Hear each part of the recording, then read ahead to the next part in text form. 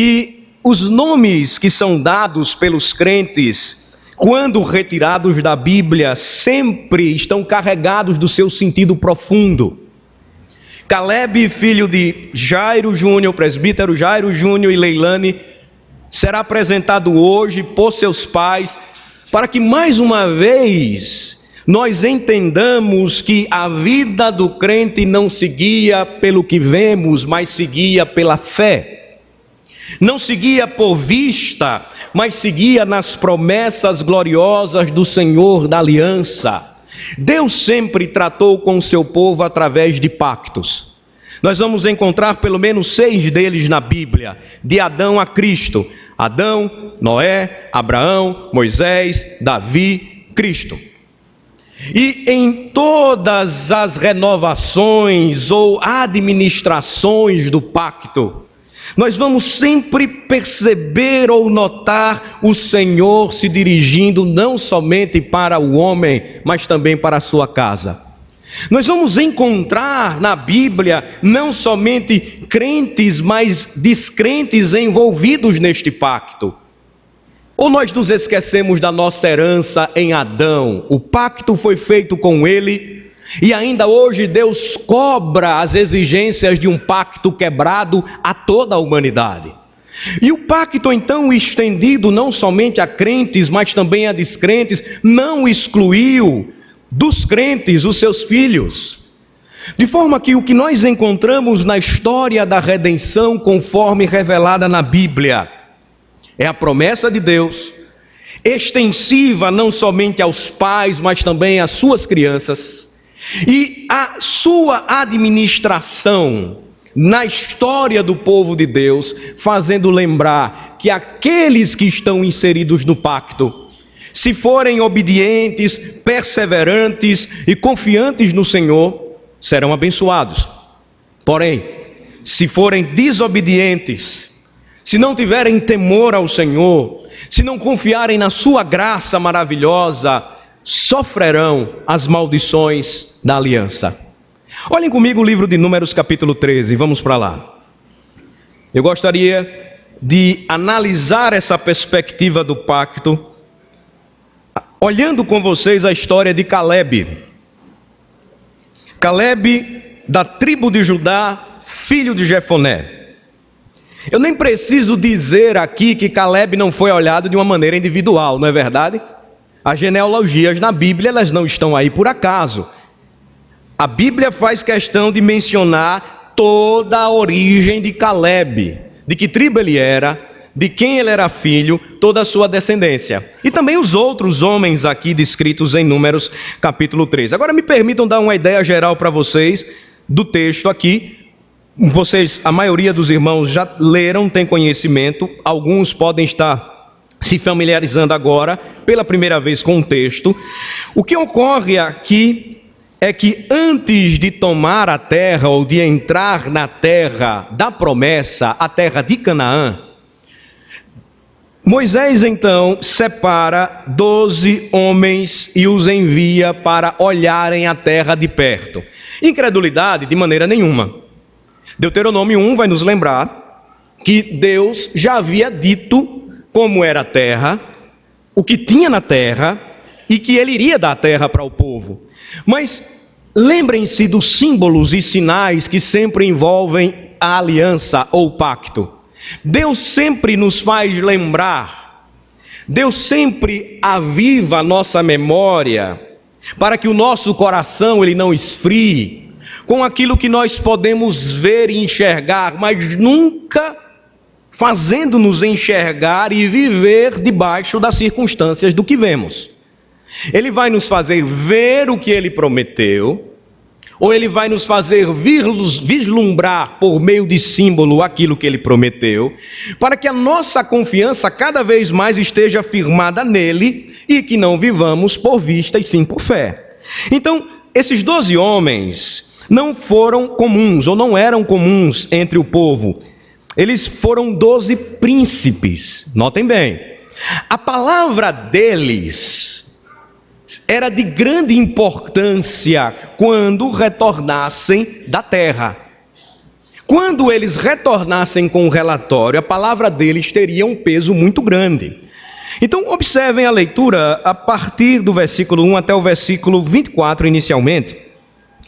Nós não vamos entrar ou imergir aí nos detalhes do texto completamente, como sempre gostamos de fazer, mas eu vou tentar retirar aqui as lições mais importantes com base no que eu falei introdutoriamente sobre aliança, pacto, família, posteridade, bênção para os que obedecem, maldição para os que desobedecem a aliança com Deus. Então vejam só, disse o Senhor a Moisés, versículo 1, envia homens que espiem a terra de Canaã, que eu hei de dar aos filhos de Israel. De cada tribo de seus pais enviareis um homem, sendo cada qual príncipe entre eles. Enviou-os Moisés do deserto de Parã, segundo o mandado do Senhor. Todos aqueles homens eram cabeças dos filhos de Israel, príncipes. São estes os seus nomes: da tribo de Ruben, Samua, filho de Zacur; da tribo de Simeão, Safate, filho de Rori; da tribo de Judá, Calebe, filho de Jefoné; da tribo de Issacar, Gigeal, filho de José; da tribo de Efraim, Oséias, filho de Num; da tribo de Benjamim, Palti, filho de Rafu; da tribo de Zebulon, Gadiel, filho de Sodi; da tribo de José, pela tribo de Manassés, Gadi, filho de Suzi; da tribo de Dan, Amiel, filho de Gemali; da tribo de Asser, Setur, filho de Micael; da tribo de Naftali, Nabi, filho de Vovsi; da tribo de Gade, Geuel, filho de Maqui. São estes os nomes dos homens que Moisés enviou a espiar aquela terra, e a Oséias, filho de Num, Moisés chamou Josué. Até aqui, uma breve leitura ou uma leitura inicial e uma primeira consideração. No decorrer da história da redenção, é só uma nota importante aqui. Todos esses nomes que vocês acabaram de ver comigo, destes príncipes aqui, nunca mais foram mencionados, exceto o nome de Calebe e o nome de Josué. Vamos acompanhar e continuar a leitura. No versículo 16, nós vamos ver que Moisés ele muda o nome de Oséias. A palavra Oséias quer dizer salvação. Oséias, filho de Num, passou a ser chamado por Moisés de Josué, que quer dizer Iavé é salvação. Este é o mesmo nome dado ao nosso Redentor, Jesus. Jeová ou Iavé é Salvador. Versículo 17, vamos prosseguir. O que foi então que Moisés fez? Enviou-os, pois, a espiar a terra de Canaã e disse-lhes: subi ao Neguebe e penetrai nas montanhas. Vede a terra, que tal é, e o povo que nela habita, se é forte ou fraco, se poucos ou muitos. E qual é a terra em que habita, se boa ou má? E que tais são as cidades em que habita, se em arraiais, se em fortalezas? Também qual é a terra, se é fértil ou estéril, se nela há matas ou não? Tende ânimo e trazei do fruto da terra. Eram aqueles dias os dias das primícias das uvas. Assim, subiram e espiaram a terra, desde o deserto de Zim até Reobe, a entrada de Ramate. E subiram pelo Neguebe, e vieram até Hebron. Estavam ali Aimã, Sesai e Talmai, filhos de Anak. Hebron foi edificada 7 anos antes de Zoan, no Egito.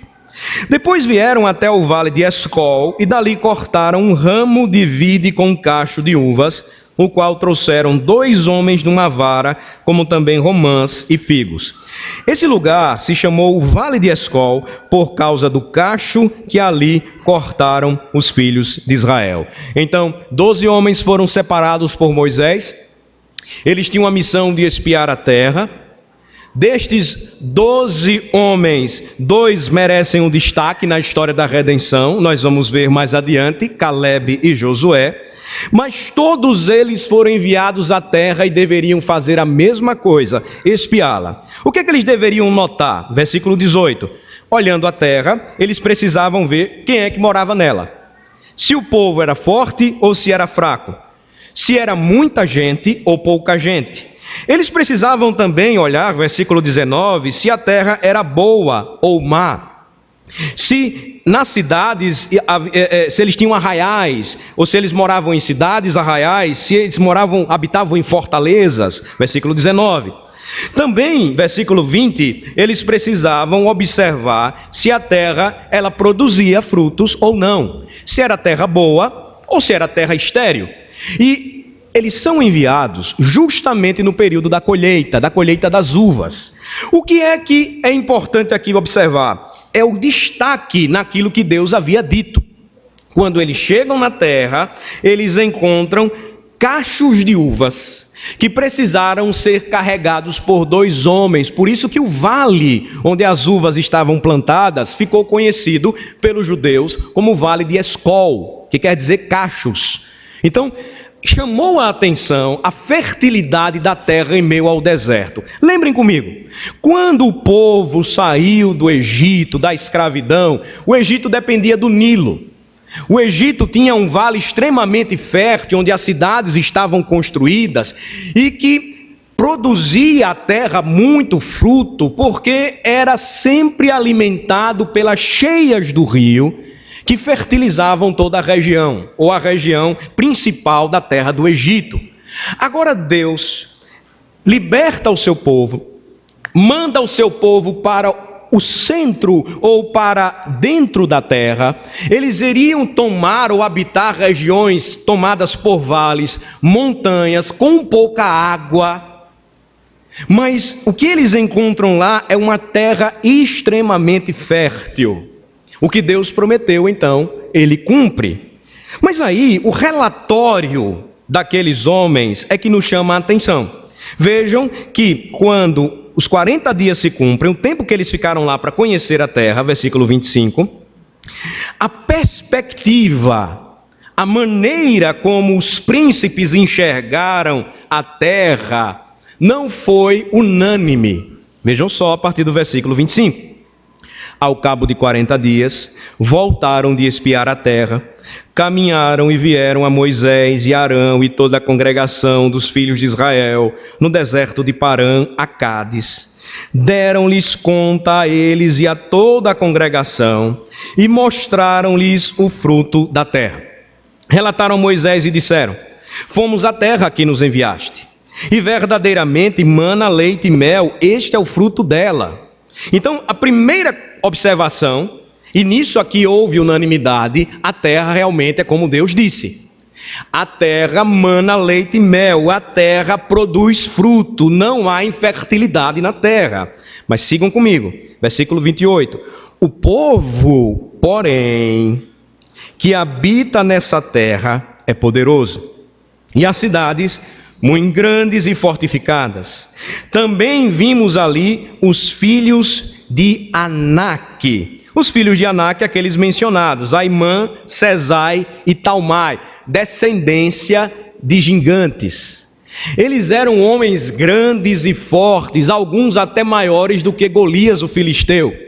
Então, eles encontram um povo poderoso, cidades enormes e edificadas ou fortificadas e gigantes. Era uma terra de gigantes. Versículo 29.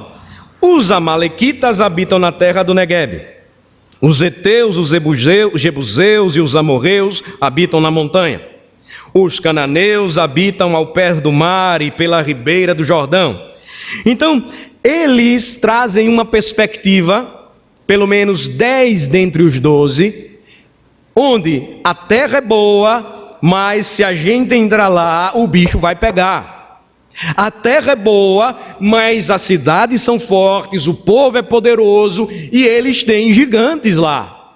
Mas aí, enquanto eles estão dando o relatório, e lembrem, não é um relatório individual, é um relatório pactual, toda a congregação, com Moisés e Arão, e os meninos e as meninas estão todos lá ouvindo. Imaginem os olhos esbugalhados com o relato. Eles voltam dizendo: gente, a terra é boa, mas não dá para entrar lá. Caleb, então, ele se apresenta por uma primeira vez, depois em que seu nome é mencionado. Seu nome simples quer dizer cão. Não tem Jeová é salvação, não tem Jeová é gracioso, não tem Jeová é providente. Cão é o nome dele, é um nome simples, é um nome até que para os judeus poderia não trazer tanto significado, porque os judeus sempre tinham uma tendência de desprezar os cães. Mas justamente Calebe, versículo 30, é quem cala o povo perante Moisés. E o que ele diz? Eia, vamos, subamos e possuamos a terra, porque certamente prevaleceremos contra ela. Calebe, filho de Jefoné, da tribo de Judá, não se esqueceu das promessas de Deus, dadas a seus pais, ouvidas por ele quando contemplou a libertação poderosa de Deus do seu povo da escravidão do Egito. Calebe sabia em que time jogava, de que lado estava, e ele não disse assim: avante, vamos lá, pode ser que a gente ganhe. Avante, vamos tomar a terra, porque é possível que a gente vença. Não, Calebe diz: eia, subamos e possuamos a terra, porque certamente prevaleceremos contra ela. Vida por fé e não por vista. Mas qual é a reação dos homens? Versículo 31. Porém os homens que com ele tinham subido disseram: não poderemos subir contra aquele povo, porque é mais forte do que nós. E diante dos filhos de Israel, o que foi que eles fizeram? Infamaram a terra que haviam espiado, dizendo: a terra pelo meio da qual passamos a espiar é terra que devora os seus moradores, e todo o povo que vimos nela são homens de grande estatura. Também vimos ali gigantes, os filhos de Anak são descendentes de gigantes, e éramos aos nossos próprios olhos como gafanhotos, e assim também o éramos aos seus olhos. Um homem se levanta e, lembrando da palavra poderosa e certa de Deus, diz: vamos lá tomar a terra, nós vamos prevalecer com certeza, Deus já nos entregou a terra. Contudo, os demais disseram: não dá para a gente fazer isso, a terra vai nos devorar, a terra é cercada por gigantes. E, irmãos, quando eles viram tudo aquilo, os seus olhos então, porque estavam presos a circunstâncias e o que os seus olhos estavam vendo de fato, fez com que o temor tomasse conta de seus corações, que a incredulidade dominasse as suas almas. Nós olhamos a história dos gigantes na Bíblia e ela não tem nada a ver com a anomalia hoje genética que os cientistas chamam de gigantismo, não. Og, rei de Bazã, há uma descrição da sua cama, aquele homem pelo menos tinha entre 6, 7, 8 metros. E eram fortes, eram guerreiros temíveis. Estes homens então levantam o povo contra o próprio Senhor. A perspectiva daqueles príncipes não é a que se espera de um filho da aliança, que vive pela fé e que confia no Senhor pela fé. E o versículo 14 então prossegue e vai dizer que o povo chora toda aquela noite, que os filhos de Israel começam a murmurar, versículo 2, querendo voltar para o Egito, porque eles iam morrer naquele deserto e perecer entre gigantes. Mas mais uma vez nós notamos Josué agora aparece também, e Calebe, filho de Jefoné, se apresentando e não se esquecendo do Deus a quem eles serviam, o Deus a quem eles temiam, o Deus para quem serviam. Versículo de número 5 do capítulo 14, observem a sequência do texto, diz que Moisés e Arão então caíram sobre o seu rosto perante a congregação dos filhos de Israel. E Josué, filho de Num, e Calebe, filho de Jefoné, Dentre os que espiaram a terra, rasgaram as suas vestes e falaram a toda a congregação dos filhos de Israel, dizendo: a terra pelo meio da qual passamos a espiar é terra muitíssimo boa. Se o Senhor se agradar de nós, então nos fará entrar nesta terra e nola dará, terra que mana leite e mel. Vejam só que exortação solene: tão somente não sejais rebeldes contra o Senhor, e não temais o povo dessa terra, porquanto como pão os podemos devorar. Retirou-se deles o seu amparo, o Senhor é conosco, não os temais. Eles tinham plena convicção de que o coração daqueles homens, conquanto fossem gigantes, havia se derretido diante do que eles estavam sabendo a respeito do Senhor dos Exércitos. Mas a perspectiva de filhos da aliança, que vivem em desobediência e que não vivem pela fé, podem produzir um grande prejuízo a uma congregação de santos. Versículo 10 diz que apesar da palavra deles, toda a congregação então quis apedrejar Josué e Calebe. Apedrejá-los como cães, como desprezíveis. Mas veja só que interessante, naquele instante, a glória do Senhor apareceu na tenda da congregação a todos os filhos de Israel. O Senhor então disse a Moisés: até quando este povo me provocará? E até quando não crerá em mim? A despeito de todos os sinais que fiz no meio dele. Lembram quando eu falei para vocês que Deus sempre se relacionou com o seu povo através de pactos? Que os pactos são meios solenes pelos quais o Senhor estabelece uma aliança com o seu povo, onde Ele promete abençoá-los se estes confiarem e viverem pela fé, mas também amaldiçoá-los se eles renegarem toda a palavra de Deus. O Senhor então se levanta por Josué e Calebe, mas aqueles 10 não tiveram seus nomes mais mencionados na Bíblia. Versículo 12 diz que com pestilência eles seriam feridos e deserdados, e eles então sofreriam. O Senhor prometeu fazer deles povo maior e mais forte. Mais adiante o Senhor prometeu que eles não entrariam na terra no momento presente. Eles já tinham peregrinado na terra por pelo menos 2 anos, eles estavam prestes a entrar e possuir a terra. Quando nós seguimos o capítulo 14, e depois você pode examinar detalhadamente, eles ficaram 40 anos rodando, peregrinando na terra por conta da incredulidade de 10 príncipes. Estes homens decidiram não confiar e crer no Senhor da aliança. E aqui nós temos, irmãos, uma importante observação a fazer nesta manhã. O selo, o sinal da aliança naquele período, a circuncisão, na nova aliança, o batismo, marca não somente o crente, mas os seus filhos. Os filhos que são recebidos de fora para dentro, ensinados na fé, a no momento certo manifestarem e evidenciarem a mesma fé de Calebe, ou a incredulidade dos outros 10.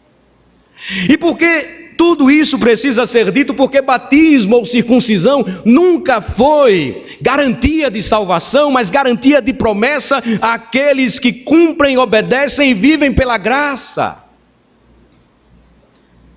Aqueles 10 príncipes não entraram na terra, não contemplaram a mesma terra que viram com seus próprios olhos mais uma vez, porque temeram aquilo que os seus olhos enxergaram e se esqueceram da grandiosidade do seu próprio Deus.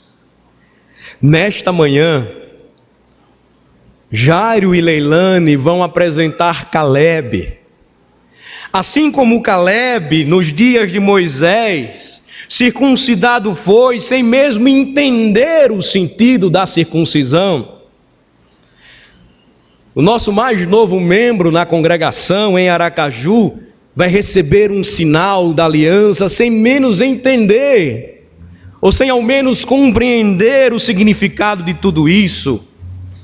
Mas a diferença em sua vida será clara e evidente à medida em que ele for ensinado a viver debaixo das promessas de Deus.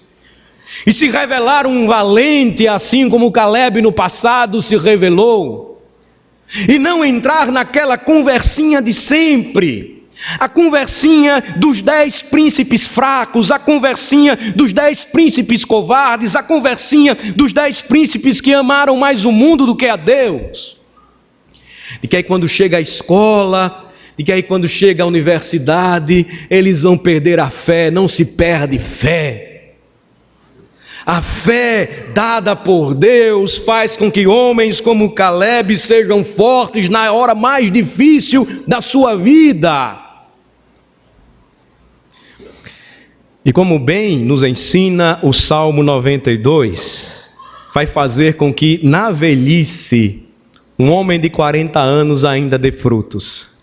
Vamos para Josué capítulo 14. A história de Calebe não termina aí não.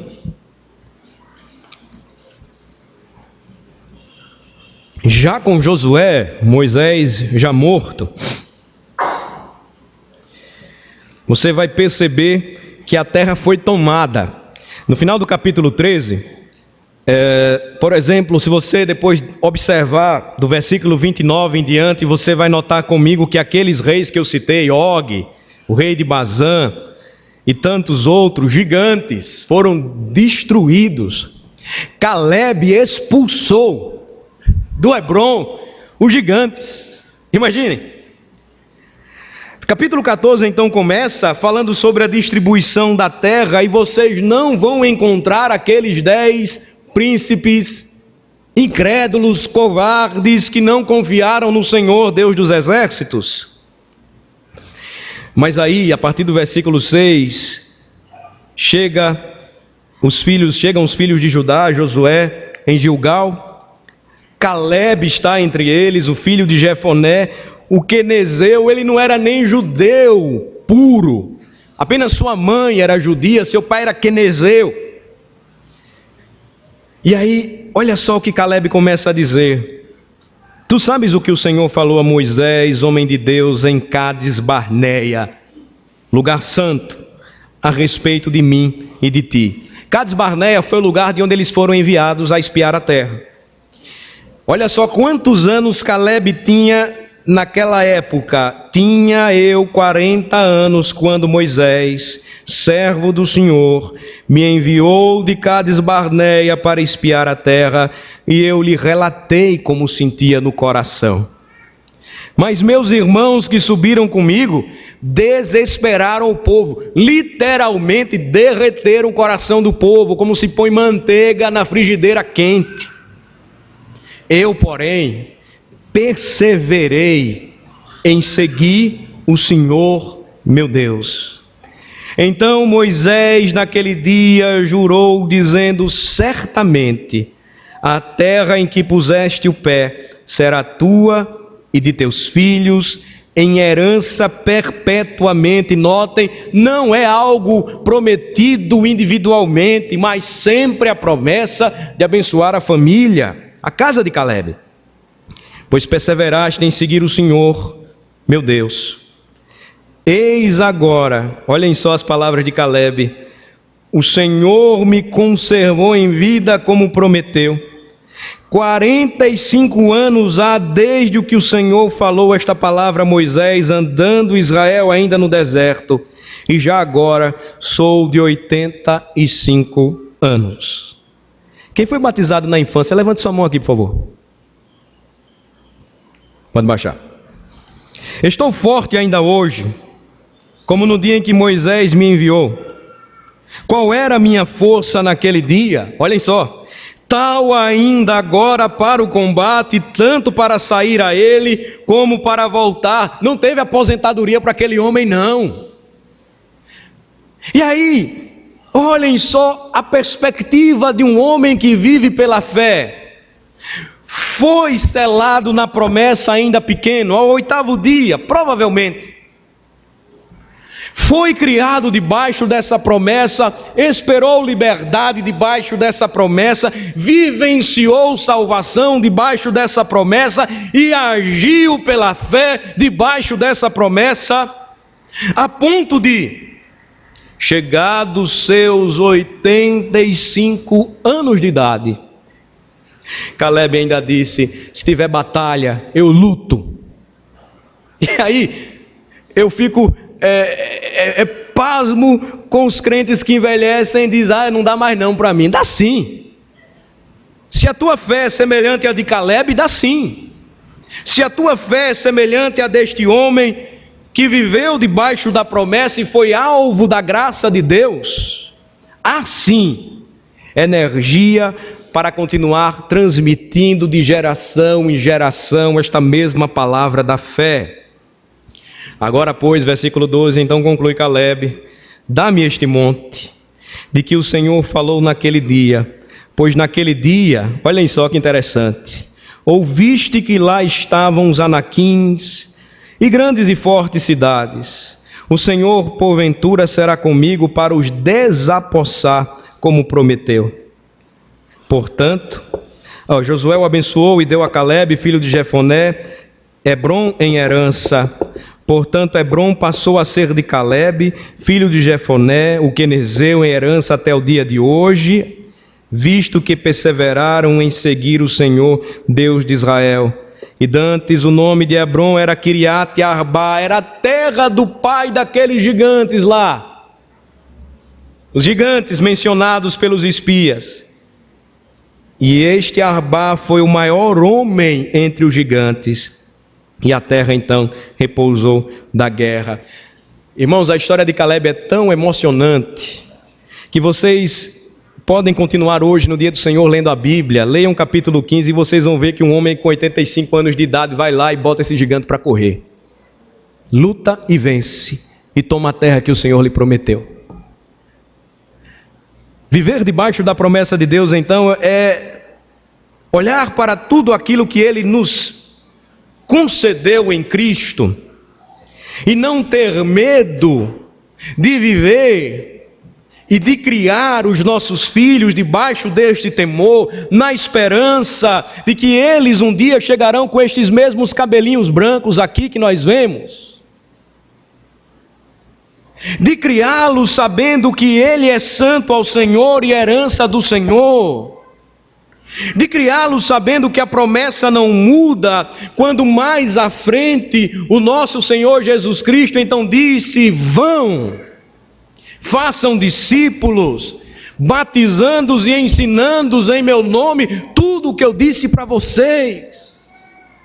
A linha é a mesma, a revelação contínua. As dispensações são diferentes, mas a graça revelada em Cristo e prometida nele é a mesma que continua ainda a abençoar não somente a mim, mas a toda a minha casa. Viver, irmãos, debaixo dessa promessa faz toda a diferença. E é isso que move e traz, por exemplo, mais uma família a apresentar os seus filhos ao Senhor. Eles não têm menos direito do que nós a este selo do pacto.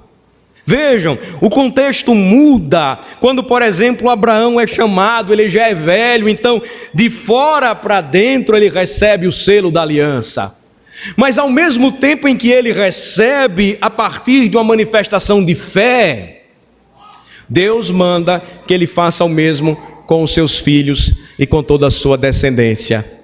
Então, a partir daí, o selo seria administrado exteriormente como selo, sinal e símbolo de que a graça de Cristo, ela precede a fé.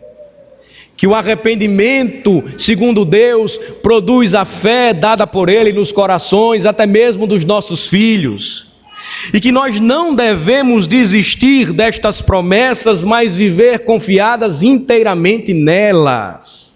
Eu concluo, lembrando que a mesma palavra que moveu o povo de Deus no passado, foi a mesma palavra que moveu o povo de Deus na nova aliança, segundo aos Coríntios capítulo 5, lembrando a mim e a vocês que o segredo do nosso sucesso ou fracasso está na forma como nós enxergamos a palavra e entendemos as alianças e a importância das alianças.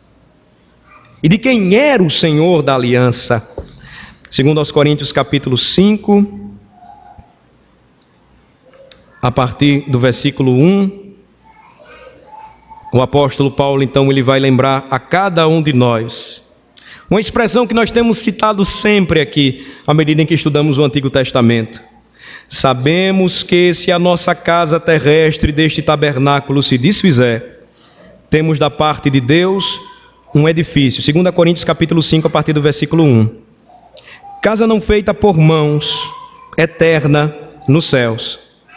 E por isso, neste tabernáculo, gememos, aspirando por sermos revestidos da nossa habitação celestial.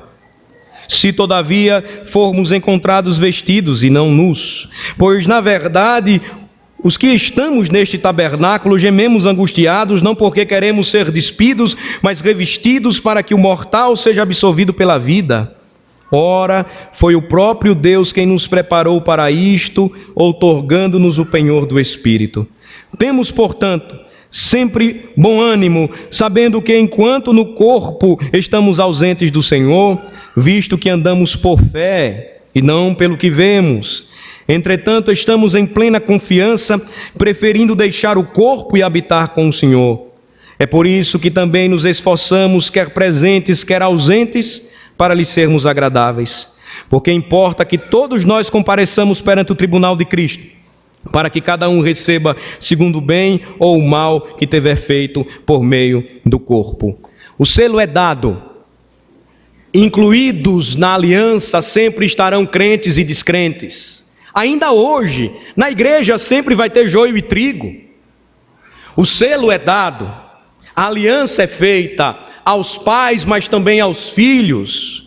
E se nós criamos segundo o temor do Senhor, e se nós os ensinamos o caminho da fé, confiemos e esperemos nele, e nele não desanimemos. É possível. Sim, é possível que um filho nosso se desvie do caminho da fé, que isto jamais ocorra.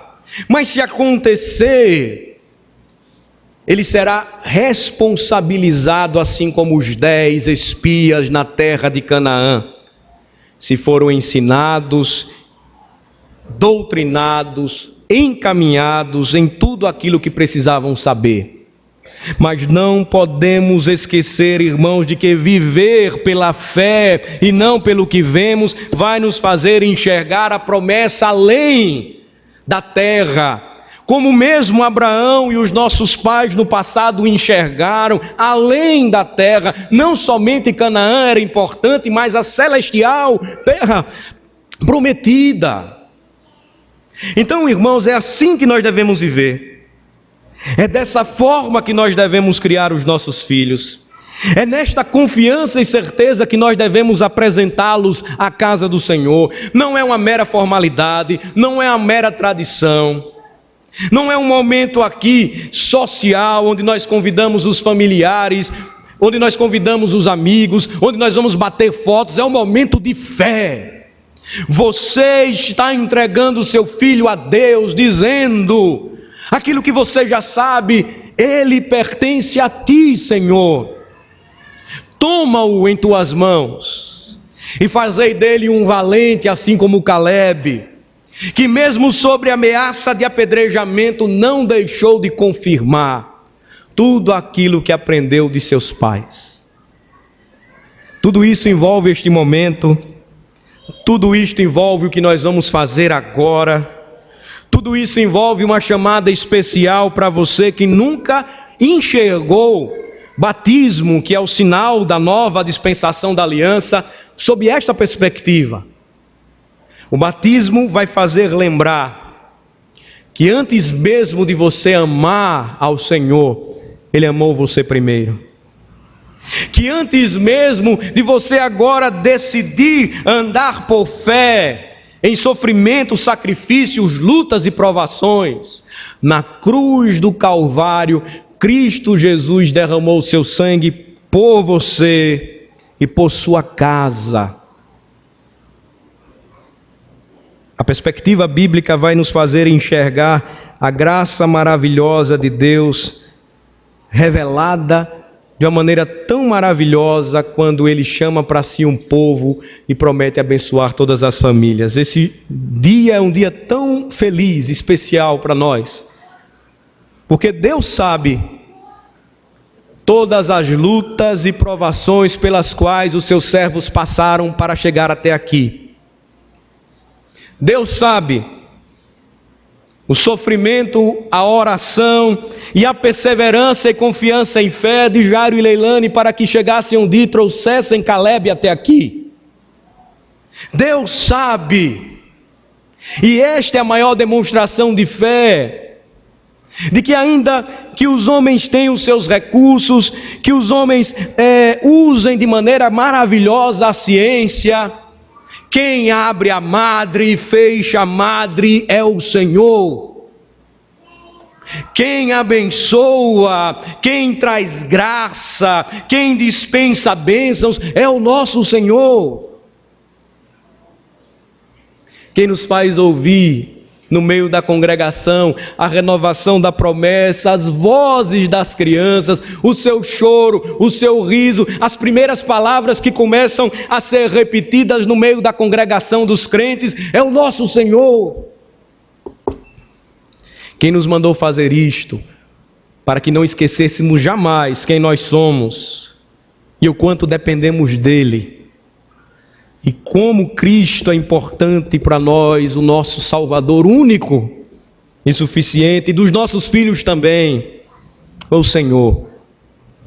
O que Jairo e Leilane farão agora com votos, apresentando Caleb aqui diante de Deus e da igreja, é o compromisso de que, se o Senhor permitir, eles um dia verão Caleb aqui, sozinho ou com demais outros jovens, assim como a nossa classe fica linda, cheia de filhos de crentes, agora por si mesmo se preparando para a profissão de fé. Um dia ele virá aqui, talvez comigo, talvez não seja eu, mas aqui sozinho, confirmando a fé que foi ensinada por seus pais, pela graça somente, pela graça somente.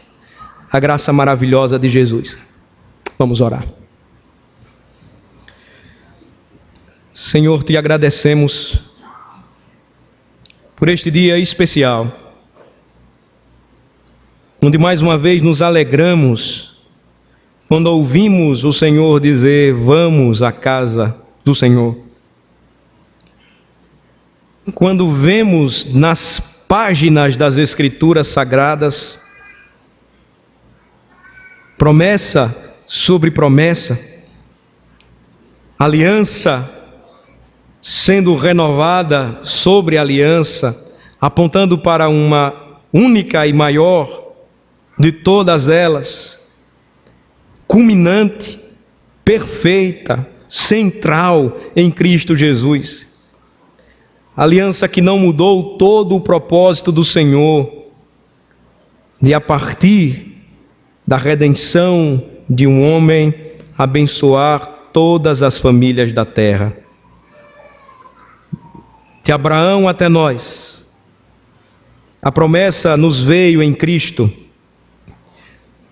e ela continua, Senhor, sendo oferecida através da pregação do Evangelho a todo aquele que crê em Cristo e descansar em sua promessa, confiar nele para a sua salvação, consagrar os seus filhos debaixo da aliança, recebendo não somente os pais, mas também as suas crianças, o mesmo sinal que marca e que faz lembrar que a graça precede a fé, que a salvação vem do Senhor e que por isso Jesus é o nosso suficiente Salvador.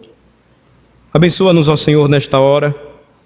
Abençoa os teus servos, Jairo e Leilane, toda a sua casa, e especialmente abençoa Caleb, para que cresça no conhecimento e na graça de Jesus, aprendendo de seus pais o Evangelho, sendo dirigido sempre aos pés de Cristo, que Cristo seja o seu maior, melhor amigo, seu doce Salvador, forte e poderoso Rei, que o fará valente nas batalhas da vida, no triunfo da fé, no desafio aos gigantes, no transpor as muralhas.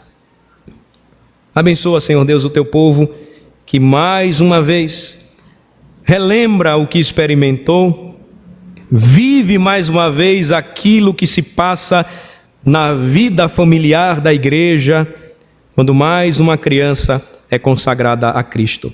Nós oramos assim em nome de Jesus. Amém. Fiquemos todos de pé e cantemos o hino de número 362, enquanto convido os pais a apresentarem Caleb aqui à frente. 362,